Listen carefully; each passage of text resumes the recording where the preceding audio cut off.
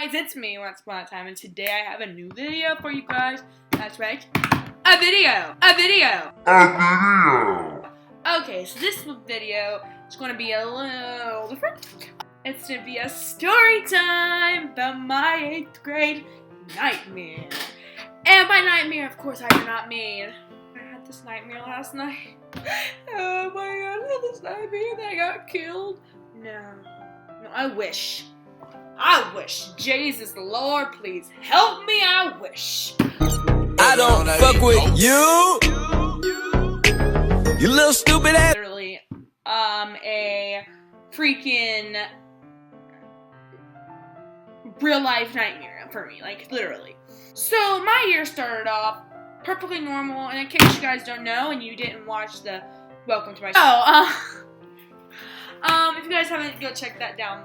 It's in the description below. The link to it will be in the description below. It's a little bit more mappy, but for this video purposes, I am in 9th grade. I am a freshman in high school, and just letting you guys know that. So, for the purpose of this video. So, basically, the first of the year started out perfectly fine. So, the year started out, and I had friends. I was like, oh my gosh, it's gonna be like the best year ever because I have so many friends. I hung out with my friends every single day after school. There was this guy, Nick. I hung out with this guy, Evan. I hung out with this guy, Andrew. I hung out with this girl, Abigail. I just hung out with tons and tons of people, and it was amazing. Now, honestly, I don't even know what happened. Well, actually, I do know what happened. So, it all started one day. Okay? Everything was normal one day. The weekend passed. That Monday was just not good anymore. What happened was, Baby, won't you come my way? Got something up. So, some guy asked me, he was like, hey, you have sex with me? Kinda cute. I was like, no, what the hell? I don't even know you. What's your problem? No, I'm not gonna have sex with you.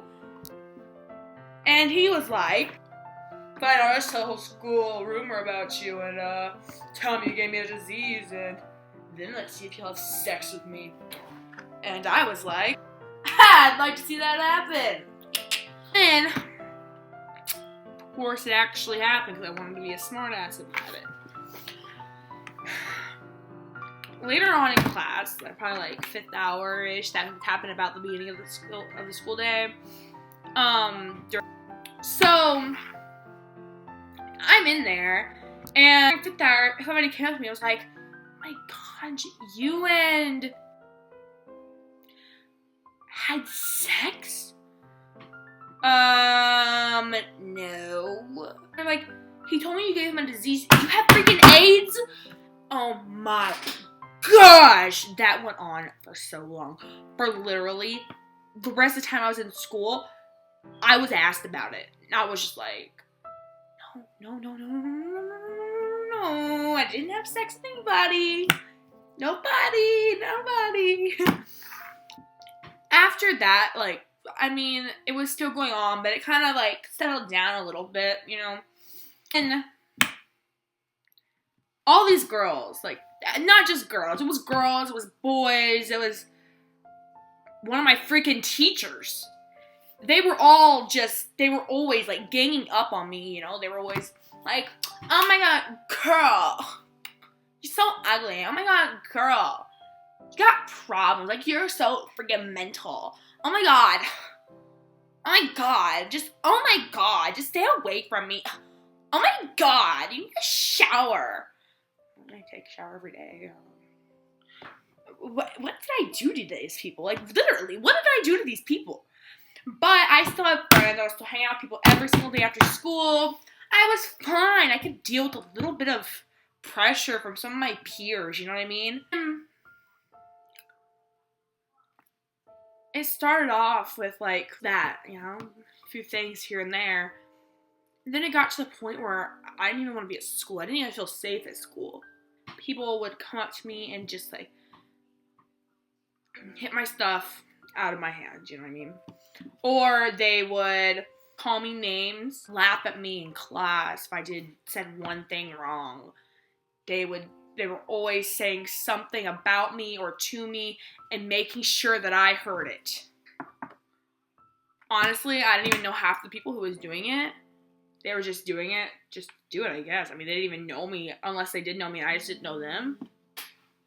It kept on getting worse and worse by the day.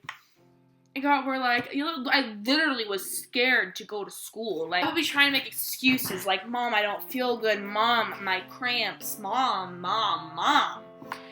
And, of course, she was just like, Danae, what is your problem? I was scared to tell them because they told me that if I told them, they were going to beat me up and stuff, and I was terrified. And I just lost all my friends. Like, Andrew lives right next door to me. He stopped wanting to hang out. Evan stopped wanting to hang out. Abigail stopped wanting to hang out. Nick, he would come over a few times, but he wouldn't really come over anymore. And then it got where Nick got where he just didn't come over at all. I think he's moved now. Honestly, I don't even know. But it's got to the point where nobody ever wanted to hang out with me. And I would always be like, hey, you want to come over?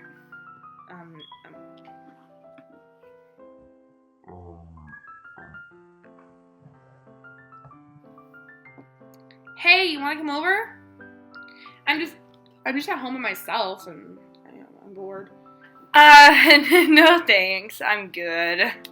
Okay. Bye. So, I started getting really depressed. I don't really even know. So, I started seeing this little girl. This makes me sound really mental. But I started seeing this little girl. Please don't judge me in the comments or anything. I'm trying to tell you. But I started seeing this little girl, not in my dreams. I mean, I literally was seeing her. She told me she lived in my downstairs closet. And she told me her name was Lily. I grew a relationship with Lily. I trusted Lily. She told me one day, cut. That's what I did. I felt better. I said, why are you here in my house? She said, because I killed myself. It makes you feel a lot better after you're dead. But while you're alive, cut. Takes the pain away like that. And I trusted Lily. I believed her. I was like, I don't know how to cut. And she was just like, just do it. I'm honestly lucky to be alive right now. Tried to kill myself. I wrote a suicide note, everything. And something, I didn't talk to anybody that night, but something just told me, don't do it. I decided to go to bed. I put the knife in my drawer, went to bed. Later on in that school day, my sister came and picked me up from school. And I was like, that's weird. And she took me to her house. She said, Janae, have you been hurting yourself? And I was like, no. She said, Mom found a suicide note. I said, she found a suicide note? Why was she in my room? Later on, I stayed with my sister till my mom got off work. My mom came and she was like, Janae, I went in there to turn off your alarm on your phone and I saw the suicide note. No sense in hiding it. I wear these bracelets now.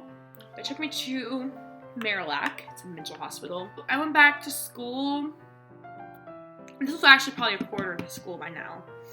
Went back to school and I tried. I went on medication for anxiety and depression, but the depression medicine made me more depressed. So I was still being bullied very bad, and I was even worse because somebody went around and told the whole school that I got to a mental hospital. I didn't even tell anybody, they just found out. I was talking to my mom, it wasn't working. We decided to homeschool me. Homeschooling at first was fine until people started making Instagram pages about me, Facebook pages, anything they could ever possibly make about me, they were making it. I kept me going throughout all of my 8th grade year was my boyfriend. He was there for me the whole time. I mean, literally, he's the reason I'm alive. It's not because of the hospital, it's because of him.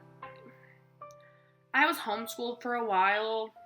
It still really wasn't working. I still really wanted to hurt myself. Go to the hospital again. 2 weeks later, I had to go to the hospital again. Yeah, 2 weeks. They were very sure that I was done cutting that time. They told my mom, they said, we feel very confident about her going home this time.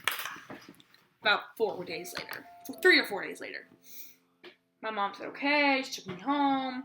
And we decided not to homeschool me. We tried a different school. We went to that school, and the kids, first they were nice, then they turned mean. It was just like my other school, just a little different. Because, so, we went to the counselor one day, me and my sister, because I told her what some kids were saying to me. They sit down, and they literally tell me, well, that's your fault if you're cutting yourself. There's nothing I can do about it. It's not their fault that you're doing that to yourself. And they were saying all these things to me.